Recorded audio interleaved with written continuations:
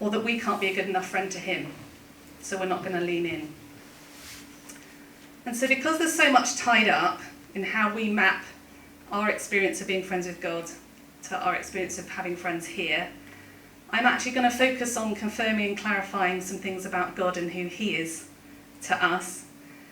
And we're going to talk about him as our friend Yahweh, because that's his name. So we're going to go through and describe things about our friend Yahweh so that we can first be sure who we're relating to and being good friends with. And what I would love for you to do as I'm doing this is just to notice your reaction to some of these sentences that I'm going to read out. What's going on when you hear them? And is it a surprise, the way that you're reacting to those things? Or is it something that you knew already? And what might you want to be doing about that? So, first up, my friend Yahweh is all-powerful, which means that he can help you with anything.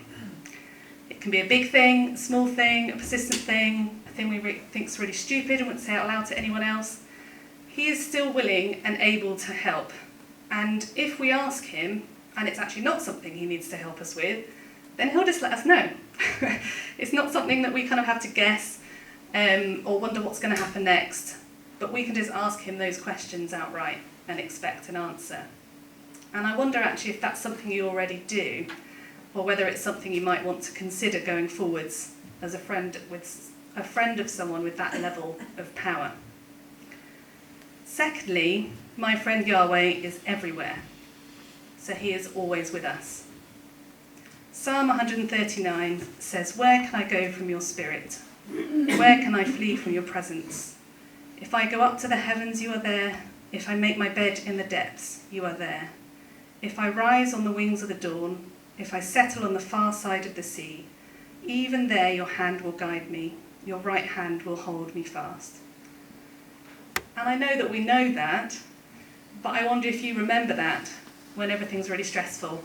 Maybe there's deadlines looming, you're in the middle of an argument, everything's falling apart around you. Do you remember that bit about your friend? And how do we remind ourselves to go to him first when all that's happening? Thirdly, Yahweh knows everything. So he's not going to be surprised by anything that we tell him. And he wants to share things with us too. So what is it that you've been trying to figure out for ages, or something you've just kind of thought, well, I'm always going to be confused about that? What is it that we actually need to go and ask God directly about that? Maybe you've been trying to solve it for ages, or you've asked multiple friends for advice, but what difference would it make if you took that question straight to your friend God? Because again, we don't need to shy away from asking him those kind of questions. He can just as easily talk to us about the things that seem impossible and complex to us as the things that seem really straightforward. Next thing about my friend Yahweh is that he is holy, and therefore we should be devoted to him.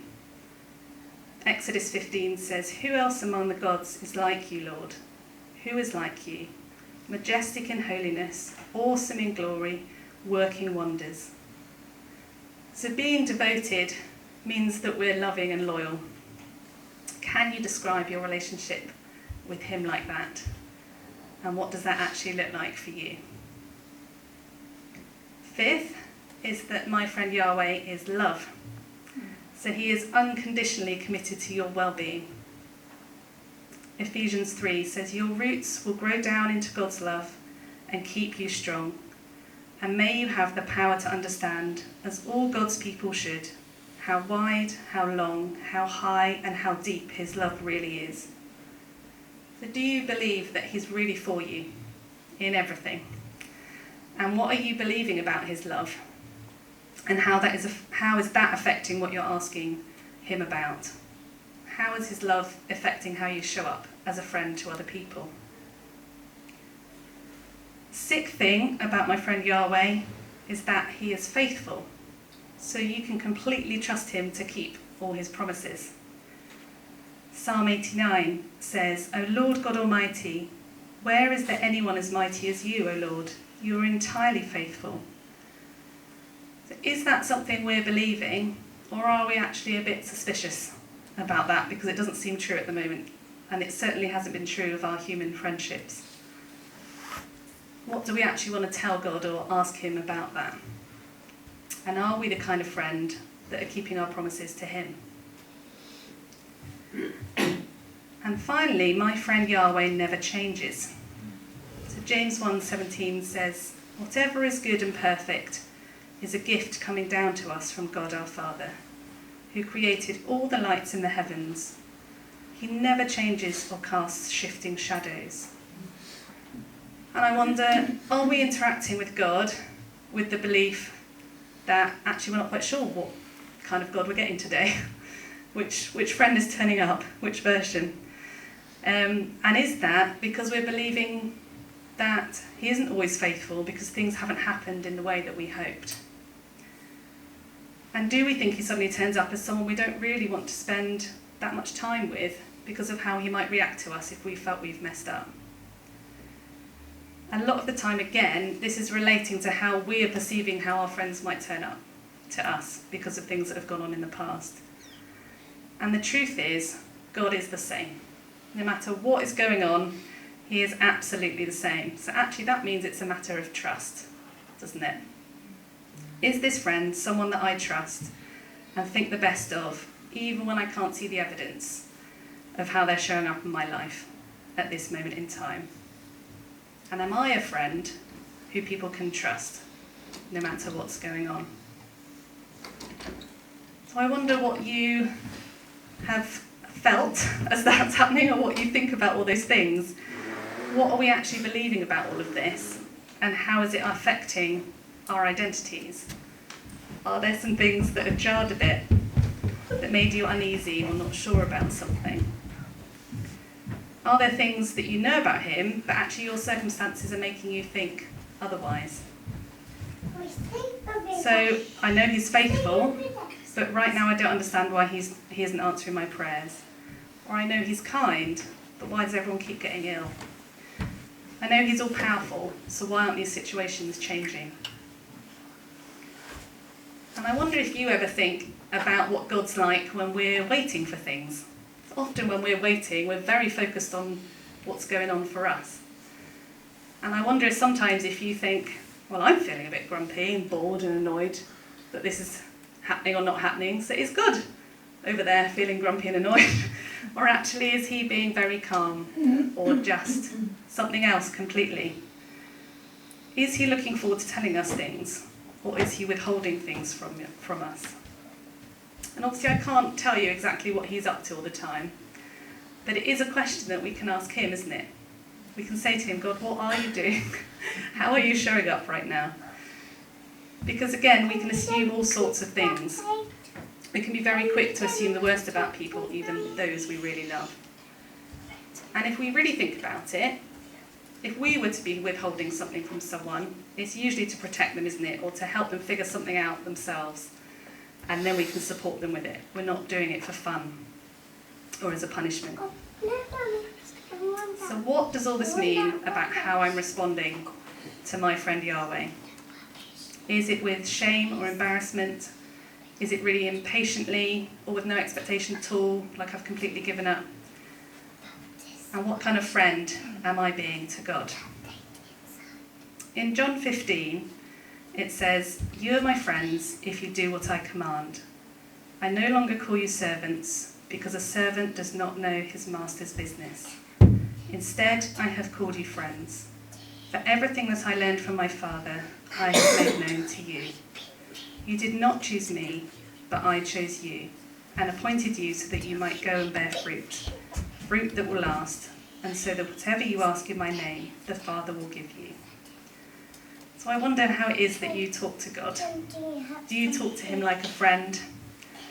Because we're his children, aren't we? He absolutely adores us. He wants good things for us. He knows exactly what we're like, and he is perfect in all of his ways. Psalm 18 says, "This God, his way is perfect.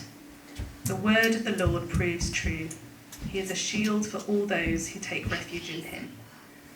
So he doesn't get overcome with emotions when we're asking him loads of things, or we're repeatedly saying sorry, or complaining about something, He has unlimited patience and kindness for you. And he is our friend, so he wants to talk to us about everything. And maybe we don't go to him because we're treating him like having a human friendship.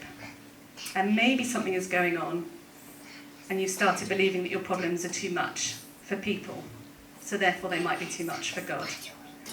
But God knows that we ask for things again and again, and do things again and again that we might not really be meaning to. And he doesn't classify things in the way that we do, does he? I often hear us, even when we're describing amazing things that God has done, we're often going, there's a big thing that's happened, there's a little thing that's happened, or there's this thing that's a bit silly or a bit too much. God doesn't use those classifications. Nothing is a too much. So am I longing to hear God's voice and know what he is up to? Or am I just annoyed that I didn't get a heads up about something, or that things don't seem as easy as I was hoping? I also wonder sometimes how often you might ask God a question and then effectively just kind of wander off, because that is kind of what prayer is sometimes, isn't it? Just kind of a stream of consciousness and then be like, cool. But what would our friendships on earth be looking like if we did that to people? We usually stick around to hear what the other person is saying, don't we? So part of being a friend of God is that we get to hear his thoughts and insights into things too. We get to sit with him and go really deep. So what does my identity as God's friend look like? We can't be reciprocal with the being everywhere, never changing, knowing everything, being all powerful.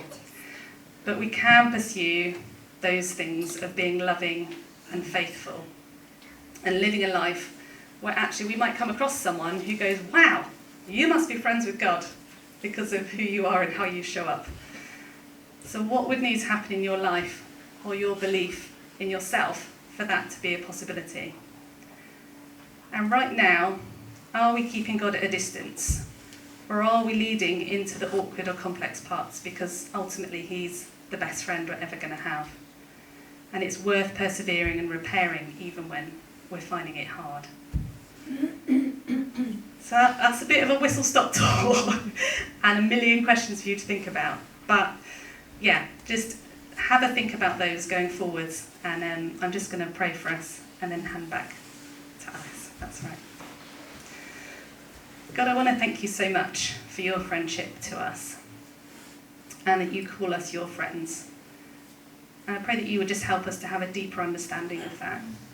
Would you just shower us with your love? And would that just overflow and be so obvious to other people that we would start having those moments where people know who we're friends with because of who we are and because of who you are.